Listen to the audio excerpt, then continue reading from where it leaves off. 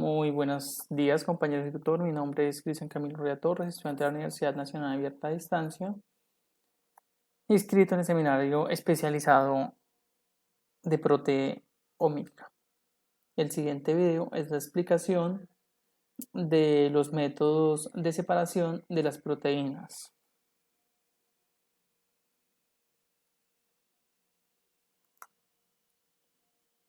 Entonces vemos los métodos de extracción. El primero, el método de extracción acuosa en dos fases, el cual pues los comprendemos como un procedimiento de separación de líquido a líquido, el cual pues se genera con diversas biomoléculas en donde se utilizan mezclas de compuestos de diferentes concentraciones, las cuales pueden producir unas soluciones verdaderas en una sola fase, pero también pues estas pueden generar una formación de dos fases, ¿sí? Vemos en la imagen pues que existen de dos maneras la creación de ATPs, la cual pues mezcla polímeros en diferentes líquidos y la mezcla del polímero en una sal en agua, ¿sí? Vemos la siguiente fase pues que muestra un polímero el cual pues predomina sobre una fase superior y la otra sobre una fase inferior. ¿Sí? Los métodos pues acuosos normalmente pues se adicionan a disolver algún tipo de disolvente orgánico. En la extracción de la fase sólida, pues vemos que es un método bastante utilizado para extraer o combinar diferentes elementos. Esta fase no es recomendable utilizarla como tal en la extracción directa. ¿Sí? La vemos como una extracción de analitos sobre como una matriz. Y pues se utiliza también en las proteínas para extraer proteínas y en este caso azúcares.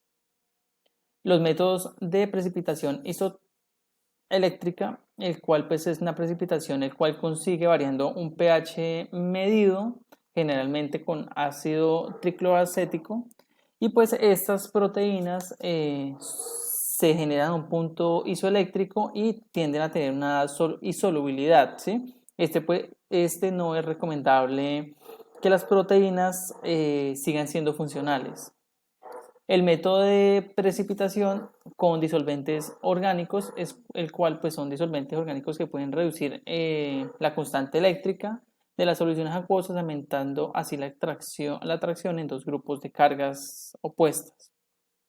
Vemos un método de salación, el cual es un método de purificación, el cual se basa en una solubilidad muy reducida de ciertas moléculas y pues las cuales tienden a tener una fuerza iónica pues superior, ¿sí? La salación pues es típicamente una precipitación de grandes biomoléculas como las proteínas.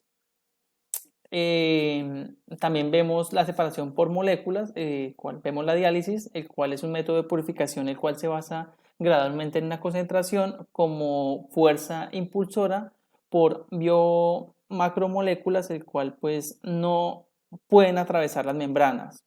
También vemos la ultrafiltración, el cual se basa pues de una comprensión centrífuga para lograr el propósito de la purificación mediante la filtración selectiva del soluto de la membrana. Vemos la electroforesis o electroforesis capilar como una técnica pues, de partículas cargadas, las cuales se mueven en diferentes velocidades en un campo eléctrico a bajas concentraciones, el cual pues el valor del pH es determina solubilidad mediante un gel y pues así también se determina el grado de solubilidad de las sustancias cargadas, ¿sí? Se generan en diferentes espacios y las cargas se corren a los polos opuestos. La electroforesis capilar pues, es un método analítico físico basado en la mitigación dentro de un capilar de analitos cargados disueltos en una disolución muy baja de electrolitos, el cual pues tiene una influencia en el campo eléctrico en el mismo espacio donde se pone la carga eléctrica. La cromatografía pues la vemos en gel, el cual pues, es una técnica analítica que separa macromoléculas disueltas en el tamaño con una base de elusión desde las columnas llenas o porosas. Igualmente, en la cromatografía vemos un intercambio iónico, el cual pues, separa unas moléculas con una base iónica neta y la separación se lleva a cabo por la competencia entre proteínas con diferentes cargas superficiales o cargas opuestas. Vemos la hidroxipatía, el cual pues es una purificación de proteínas que el cual pues se utiliza un fosfato de calcio hidroxilado y soluble pues con la finalidad de que este tejido pues pueda ser fácilmente identificado. La cromatografía de intercambio hidrofóbica pues es uno de los métodos de purificación más utilizados especialmente para las proteínas terapéuticas. La de afinidad, la cual pues se trata de un método de separación físico mediante la cual mezcla bioquímicos que se basan en la interacción, ya sea altamente especificado como lo surge entre antígenos o anticuerpos, y pues de este momento pues empieza a ser ligado o recepcionado. La expulsión por tamaño, esta cromatografía de expulsión por tamaño permite que por medio de una gel de GPC, son procedimientos frecuentemente utilizados en el laboratorio y se caracterizan por tener unas proteínas purificadas y recombinantes.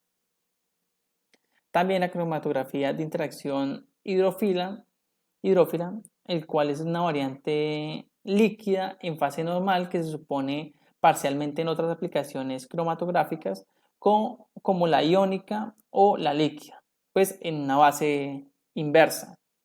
Vemos la líquida de alta resolución, la HPLC, el cual pues es una técnica con gran versatilidad y sociabilidad, capaces de ser analizadas, y pues estas pueden aplicarse en cualquier compuesto que tenga solubilidad líquido o de fácil movilidad. Vemos también la de los fluidos supercríticos, la cual pues se separa de proteínas y fármacos, las cuales son pequeñas quirales debido a su bajo costo, ¿no? Este corto tiempo de purificación se ha convertido pues en una técnica de purificación indispensable para las industrias alimenticias especialmente. Vemos la separación multidimensional como el surgimiento de la proteína ómica debido a la complejidad de las muestras y la limitación de la eficiencia. Esto pues ya que se puede generar sobre una sola columna cromatográfica, y pues esto siendo indispensable, lo cual puede resolver este tipo de problemas, por lo que debido a la amplia atención de la 2D tradicional, pues que normalmente se ve en la cromatografía.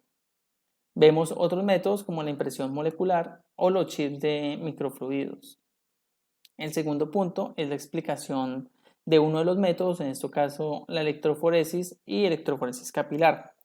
Este pues siendo un fundamento físico-químico de la electroforesis, pues la electroforesis siendo una de las más utilizadas para separar moléculas cargadas eléctricamente como ácidos nucleicos, el ADN o el ARN, y de las proteínas. Esta función pues tiende a tener un tamaño de carga, y el fundamento físico-químico detrás de la electroforesis se basa en las interacciones moleculares en el campo aplicado.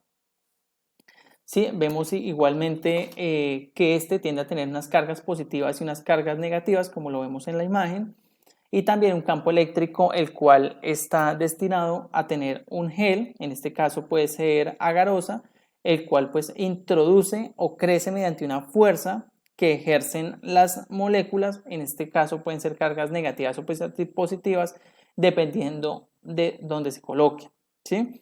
En el movimiento, estas se mueven dependiendo del tamaño y la carga de la muestra, ¿sí? La separación, esta se hace mediante las moléculas, y esta pueden verse mediante colorantes dependiendo de la muestra. En cuanto a las ventajas y desventajas, vemos que las ventajas, vemos la separación del tamaño y la carga. Esto lo cual pues permite que las moléculas se puedan separar según su tamaño y la carga eléctrica que se le aplica, lo cual pues es fundamental para realizar y caracterizar moléculas como el ADN y el ARN. Vemos otra ventaja que es la sensibilidad, eso siendo una técnica muy sensible que permite la detección de pequeñas de pequeños materiales genéticos o de proteínas. El bajo costo, pues para este método no es indispensable utilizar equipos sofisticados ni reactivos costosos, pues son relativamente económicos y en comparación de otras técnicas que sí requieren de altos costos. También podemos ver la facilidad del uso en las ventajas y la versatilidad del método. En desventajas vemos el tiempo, el cual pues este tipo de métodos requieren de tiempos como días o horas o pueden ser incluso días, ¿sí? La resolución limitada, pues ya que esto es un método poderoso, pues la resolución puede ser limitada, especialmente cuando se trabaja con moléculas de tamaños similares. La interpretación de los resultados, pues puede ser muy compleja, especialmente en este método, ya que las proteínas en banda de las bandas pueden ser difíciles de distinguir o interpretar por la similitud. Otra desventaja podemos ver la destrucción de la muestra mediante el proceso, que es muy usual que pueda pasar. Para explicar el método, pues vemos que primeramente la preparación de la muestra se separa una muestra mediante un tampón y se le adiciona un colorante. Para esto se hace la preparación en la gel, lo cual pues puede ser agarosa en este caso, se introduce como tal en una placa como lo vemos en la imagen. Esta se le ponen unos pines de extremo a extremo para generar que el espacio de la muestra se corra mediante la carga eléctrica que se le pone. La carga de la muestra, pues estas se cargan en pocillos de gel y se aplica una corriente eléctrica y cargas diferentes de extremo a extremo para pues que esta pueda como tal correr mediante la banda y se pueda distinguir. Como tal, en la electroforesis, pues mediante las cargas eléctricas, la muestra se mueve a través de esta gel, haciendo que se mueva de un lado a otro en sentido opuesto. La visualización, las moléculas pues pueden ser o verse directamente mediante una tinta o un colorante aplicado.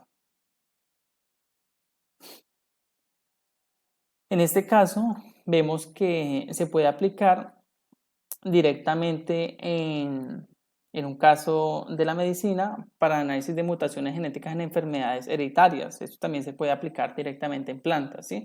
En este caso, pues supongamos que es un grupo de investigadores, pues el cual está estudiando X enfermedad, en este caso la fibrosis, y pues en este caso las mutaciones del gen son utilizadas en la electroforesis para analizar las muestras del ADN de los individuos afectados y los que no están afectados, ¿sí?